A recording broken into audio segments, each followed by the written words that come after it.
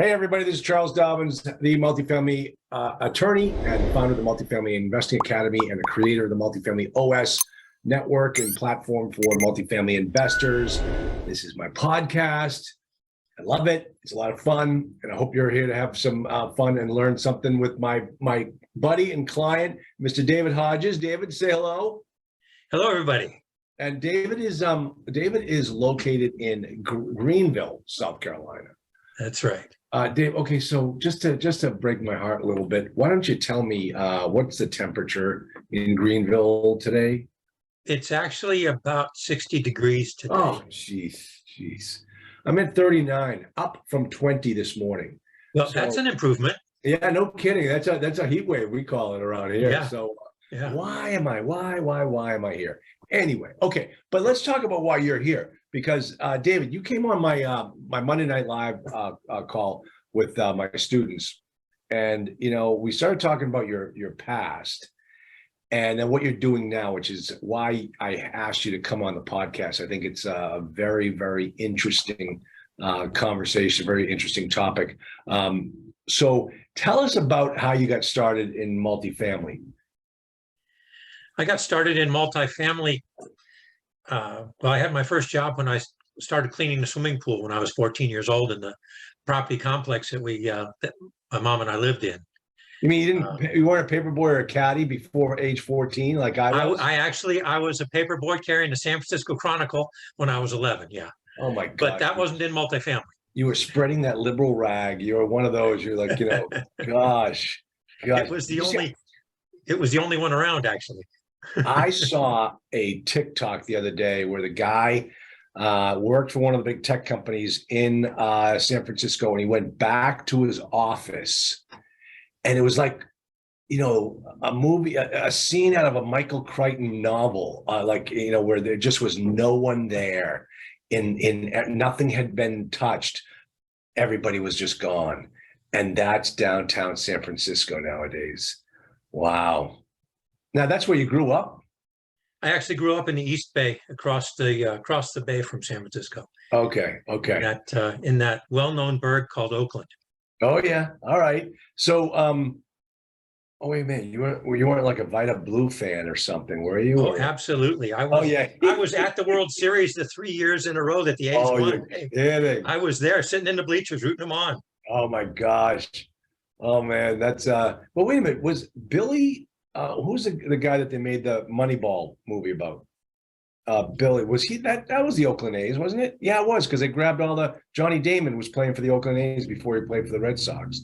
So have you seen that movie, Moneyball? I haven't. I'm not much of a movie guy. Oh, well, let me tell you something. That you will enjoy that movie. That is a good one. Brad Pitt was excellent in it. Billy Beane was the general manager for the Oakland A's, who just thought differently about baseball, and it worked. All right. Yeah. So, all right. So let's talk about that job at 14 years old, cleaning the pools.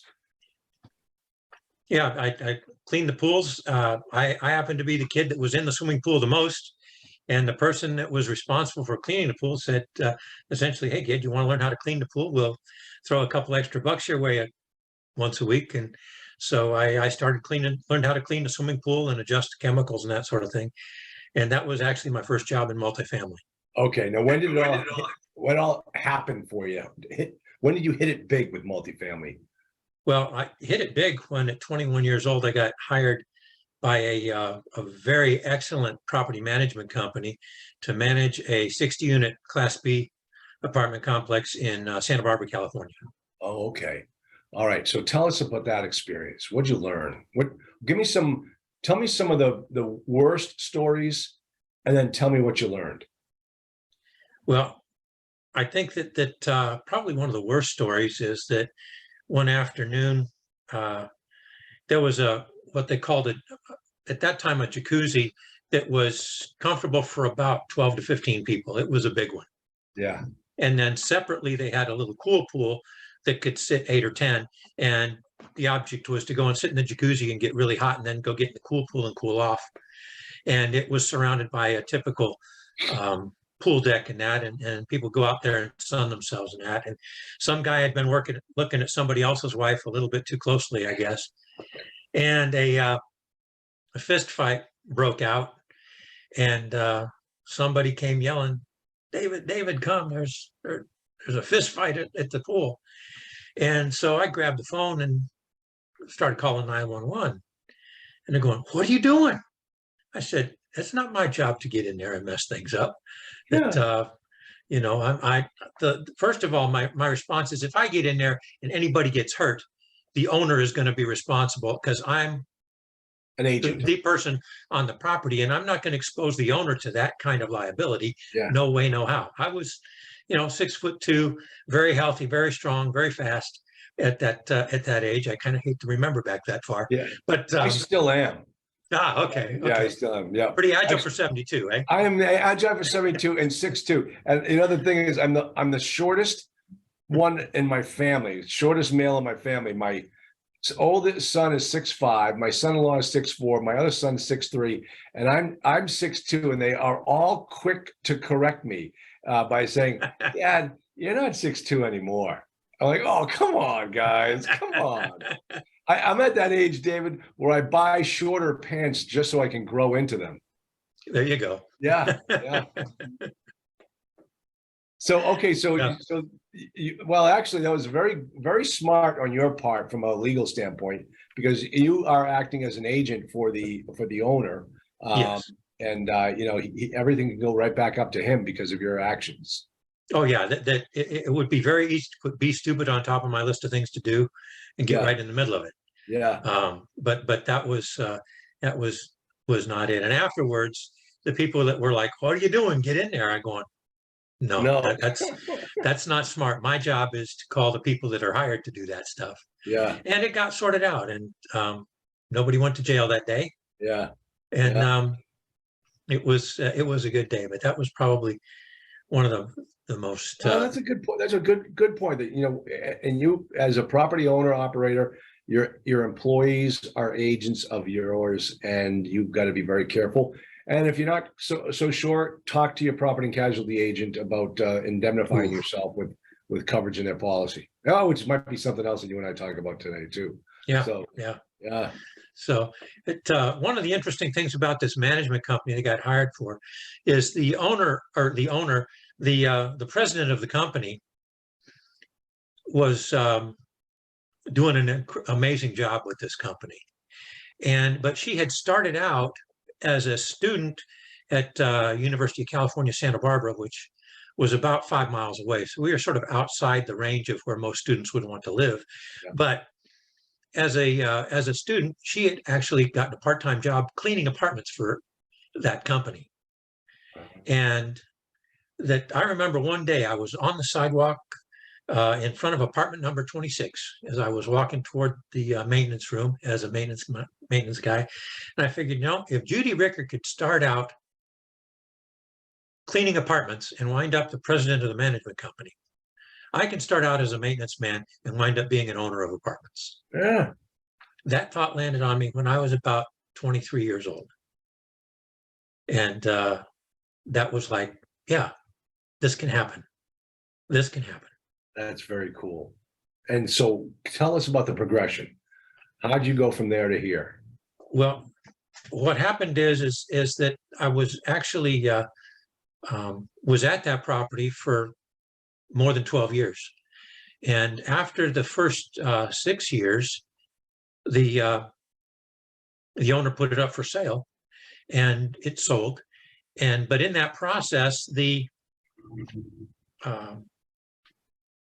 bank, of course, required the appraisal, and the appraisal came back very high with an addendum saying that this property is in such excellent condition, even though it's 18 years old, we're appraising it as if it were about 7. And he compressed the cap rate.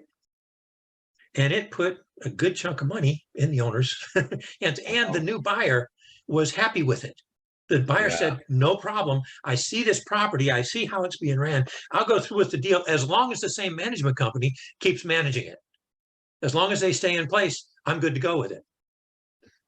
And so it was a little bit unusual for somebody in the higher ranks to show somebody in the lower ranks documents like that. But that's what went on, and they sent me to other properties frequently to help train their staff, their office staff and their maintenance staff. And so I got to go up and down the West Coast. They had properties all up and down the West Coast, and see different properties, see how they were operating, see how they weren't operating efficiently, and see just minor changes, how minor things could shift in policy and procedure to get things done in a more efficient, effective way and add value to the property. So I was learning that, seeing that, experiencing that in my 20s. Okay, give me an example of what you mean by a minor thing that you can change to bring value to the property. Well, let's give me a moment on that. Here's a minor thing. That garbage disposals are something that can stink up pretty bad, and they're kind of a pain in the backside. Yeah. And that you can go and clean an apartment, polish it, everything else, but if you got a stinky garbage disposal, there's not much you can do about it, most people think. But it's really, really simple. In about less than 2 minutes to clean a garbage disposal for essentially no cost. And the way that you do it is you take a couple of trays of ice cubes and you dump it in the garbage disposal and you turn that puppy on, and the ice chips will fly around inside of that disposal and clean all the grunge and the gunk and the stinky stuff off the inside of the disposal. Wow. And you run some water and it'll come up brown, even really dark brown and smelly, and you rinse it out and then dump some more ice cubes in there a second time. It'll come up cleaner this time. Rinse the whole thing out, and then drop a wedge of lime or lemon in there. And what you've done is you've removed all that sludge from the inside of the disposal that you couldn't get to otherwise. Yeah. You remove the stink, you remove the smell. And so it's like, okay, here's something that is a nice apartment, has been made nicer because I don't have a stinky garbage disposal. And another thing is most garbage disposals in apartments have an aluminum grinding chamber. It's not the stainless steel ones that you pay more for. It's the cheapos. And they're good garbage disposals if you keep them clean. They will last. I had one, same brand, cheapo garbage disposal, used it frequently, kept it clean. Thing lasted 18 years before I had to change it out. And so just by adding ice cubes down the garbage disposal, you're taking care of the resident, keeping it clean. You're also taking care of, though it's a minor appliance, an appliance. And that one of the things is that I liked to do it while a resident was in the apartment, because then they could see how I did it and also see, wow, these guys are going an extra step. I've never seen anybody or heard of anybody cleaning a garbage disposal. And yet there's that stinky thing, and he's not only done it, but he's shown me how I can do it easily. Yeah. And so what happened is that they would start doing it themselves, because when that thing starts stinking, it's like, oh yeah, dump some ice down. I got this. Yeah. But also what it does is it creates a culture that in a very basic way, that's innovation. Who cleans garbage disposals? Who does that for the residents of their apartment? And when you show them that you're there to do something that's innovative, that's better, that's special, that's better than anything else that they're getting within your class of property, you're going to get people bragging on the place that they live. Yeah. Another thing is that is really simple, that is but I've never seen anybody that even considers this, is cleaning the refrigeration coils on the refrigerators. Those refrigeration coils, they will get up, that's where the heat exchange process goes on, and they will get caked with dust, and it's like that thing's wearing a fur coat that's half an inch thick. Yeah. And so the refrigerator has to work much harder to dump the heat that it's pumping out of the refrigerated space. But if you go and you clean that, what happens is it can greatly extend the life of your refrigerators, which aren't cheap these days. And if a resident sees you doing it, it's like, wow, I've never had anybody clean my refrigerator coils. And it's Yeah. like, yeah, it'll operate more efficiently. It will save you money on your electric bill. And we're happy to do that because we want you to live in the best place possible. This, I guess what you can call this is appliance maintenance. Yeah, those are two simple appliance maintenance things Yeah. that not only do they save on by extending the life of the appliance, but it also creates a culture.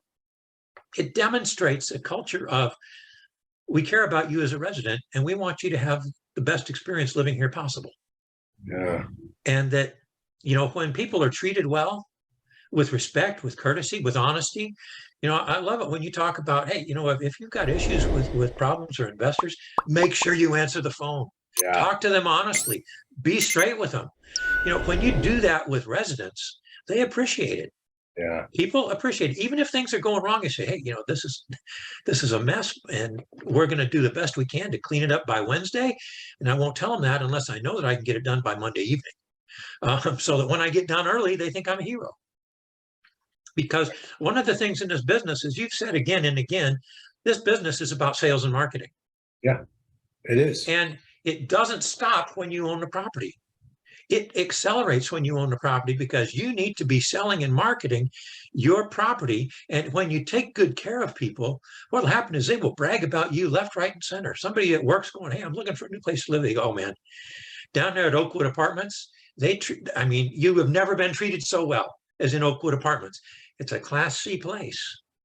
That's okay but within a Class C place, if somebody's looking, you can have the very best Class C apartment complex in your market, and you can have the highest Class C rents in your place, and you're going to attract people that are going to take care of that place and respect it because they are being respected. Now, will everybody? No, there are people with a lot of wounds, a lot of hurts, a lot of things going sideways in their life. They're not going to treat everything well. Yeah. But you are in charge as the owner. You are in charge of not only the marketing and innovation, but that marketing and innovation creates marketing for you. And your residents will become your greatest marketers. You said a couple of things here. First off is that it's a sales and marketing business. And yes. The thing that changes when you become an owner operator versus an investor looking to buy, the thing that changes is your customer. It's still all about sales and marketing. Now the customer is your tenant, and your tenant is your best customer, and you got to take care of them. As opposed to beforehand, when you're looking to buy the property, the owner and the seller and the broker are your customers, and your investors are your customers at that time. Yes. So, yeah, and let me ask you about the what you're doing now. We talk about that this is the type of business where we do drive the NOI. It's our job to drive the NOI because of the power of the cap rate. There's no greater power on earth than the power of the cap rate. And the best way to do it is by driving the NOI, which is what you're doing now as a consultant, to other owner operators to help them unleash the hidden value in their properties. So how do you go about doing that? How do people work with you in that regard? Well, what happens is that typically people will somehow hear of me through your podcast or some other way, and go on our website.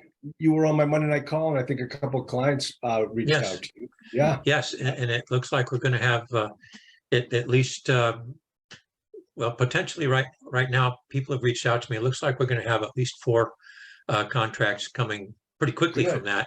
And I think that we're going to have many more than that down the road as people really see what is going on, see the advantages of, one of the things that you do amazingly well, Charlie, is you teach people how to dig deep and find the true economic potential of a property through the numbers, through your research. And I tell you, by the way, I love your module on good income, bad income. Yeah. It really is about, you're looking at what is the true economic potential of this property, and you teach people how to do it. And I love that. I love that. But the thing is, I look for the hidden economic potential in a multifamily property. Hidden economic potential is not visible in the numbers. it's concealed in the physical attributes. It's concealed in the present culture Yeah. of that property. And there is no report. There is no way to evaluate that and put that in numbers Okay. without actually going on the property and seeing what's happening, see what condition things are, see how, your maintenance man can be your greatest marketer. Yeah. Your office staff can be your greatest sales force. Or that guy can kill you. And let me give you an example. The first property I ever purchased, we thought, okay, well, they know the property. We'll just keep the existing manager and maintenance person on staff, and things will work fine. Well, at the time, we didn't realize that the contract services number on that property was huge. And we really got to get a handle on that. We found out what the problem was when we started working with that maintenance man. Oh, we have a clogged up toilet. Hold on a second. That's speed dial number 6. And he had every outside contractor on speed dial. He didn't lift a finger. Except when he had to dial speed dial. And got rid of him, got a maintenance man that actually knew how to fix things, and the numbers came right down. Yeah. Well, absolutely. And the thing is that if one of the things that I've seen through lots of years is that there are very few people operating multifamily properties that understand the value of their on-site staff and how much they can add value or detract value. Yeah. They can kill a place. Yeah. They can. I was on one property here not too long ago. The maintenance guy was using the shark bite couplers for changing water heaters. Those little fittings cost $27 to $30 a piece. Where if you did it with copper pipe, it would cost you $1.50 a piece. Yeah. And it's like, this doesn't make sense. I mean, I didn't go all the way with explaining the how he's driving up the cost and taking away from the cap rate value as well as the actual operating budget. But it's like, this doesn't make any sense economically. You're being paid to do this in this way. And make these things make things quick and easy for you, but it's very, very expensive. Do you want to pay the difference out of your pocket between the $1.50 fitting or the $30 fitting? Yeah, you just take that difference, multiplied by the number of water heaters or whatever you're changing out. Times the number of units, and then divide it by the cap rate, and that's how much it's costing you and your family. That's right. Yeah. Now tell me, what do you do when you come on a property? How those 4 contracts, and actually, David, I honestly think that I may be an investor in a couple of those deals, those clients. So you better do a good job, pal. So tell me what you do when you come on board. Well, what happens is that people fill out a basic questionnaire. It's 2 pages about the property. How many units, how many bathrooms, are the water heaters in each apartment, or is it a central boiler? Are they gas electric? Does it have HVAC? It's got a lot of things about the mechanicals of the building. And of course the address and the assessor's parcel number.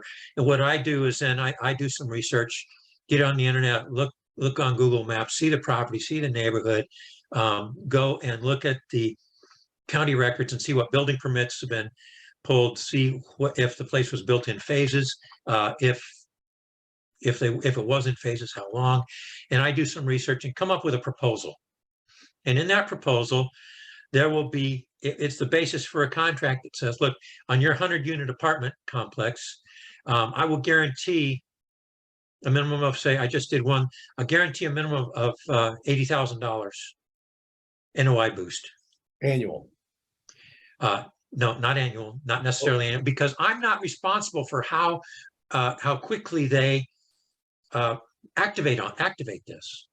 That this is a report that's going to give them policies and procedures. It's going to line out very directly in dollars and cents what it's going to cost and to implement something and what it's going to pay back.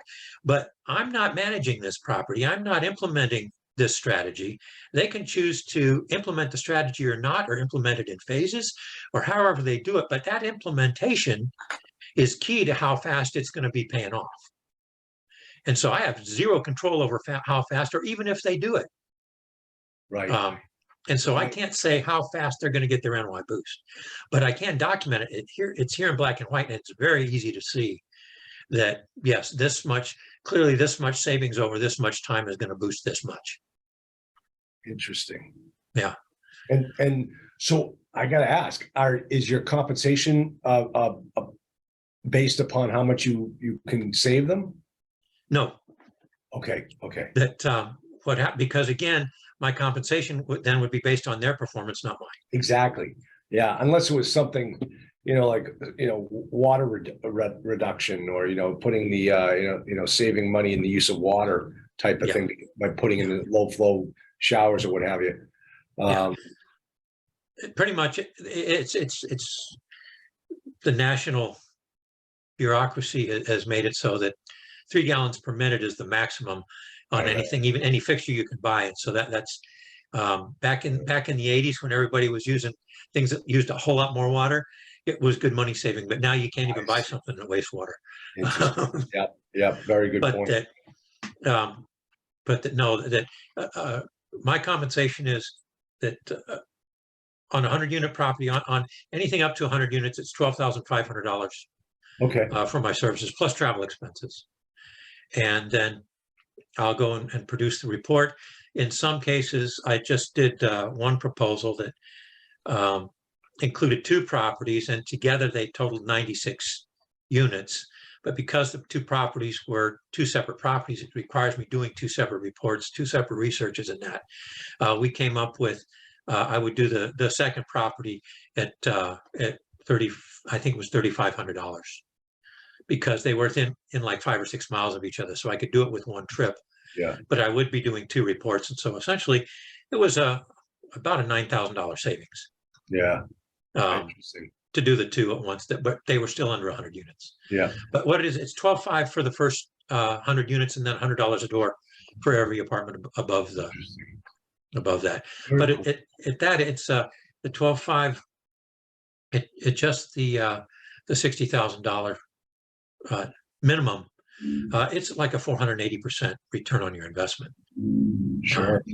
Yeah. So it's and when the numbers go up, I think I did one that was worked out to about 15.5, 16.5, and their return was going to be over almost 600%, 580% of the 12, and so it really is a bargain. And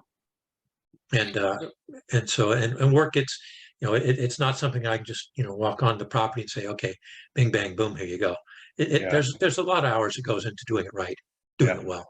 And I guess one way to describe you're like an NOI manager. Well, and NOI, because management to me means day by day ongoing. But what I do is, okay, David, fine. I'll call you the NOI whisperer. There we go. How's that? Is that better? There we go. Yeah, that's good. That's good. Yeah. So how do we get a hold of you, David? First, it's David at eastlightinvest.com. All right.